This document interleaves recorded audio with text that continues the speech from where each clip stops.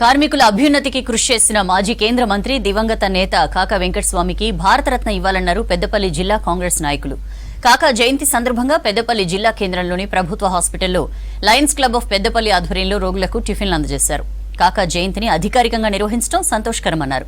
ఈ నిర్ణయం తీసుకున్న సీఎం రేవంత్ రెడ్డికి కృతజ్ఞతలు తెలిపారు కాంగ్రెస్ నేతలు.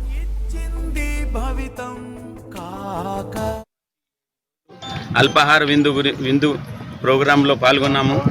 ఈ రోజున అధికారికంగా రేవంత్ రెడ్డి గారు జయంతి ప్రోగ్రాం చేయాలని జీవో జారీ చేసినందుకు వారికి ప్రత్యేకంగా మా కాంగ్రెస్ పార్టీ తరపు నుంచి వెంకటస్వామి కుటుంబం తరపు నుంచి కృతజ్ఞతలు తెలుపుకుంటున్నాను.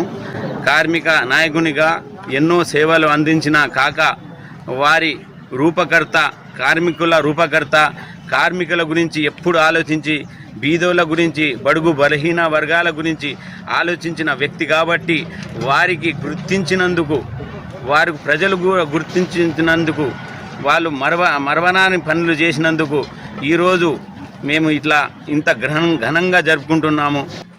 అల్పాహార పంపిణీలో భాగంగా ఈరోజు మాకు మాజీ కేంద్ర మంత్రివర్యులు గడ్డం వెంకటస్వామి గారి 95వ జయంతి సందర్భంగా సీనియర్ కాంగ్రెస్ నాయకులు సయ్యద్ మొయిజుద్దీన్ సజ్జాద్ గారు ఈరోజు వారి సహకారంతో పెద్దపల్లి హాస్పిటల్లో 200 మందికి ఇడ్లీ పంపిణీ చేయడం జరుగుతుంది. ఈ కార్యక్రమానికి సహకరించిన కాంగ్రెస్ నాయకులకు, సజ్జాద్ గారికి ధన్యవాదాలు తెలియజేసుకుంటున్నాం.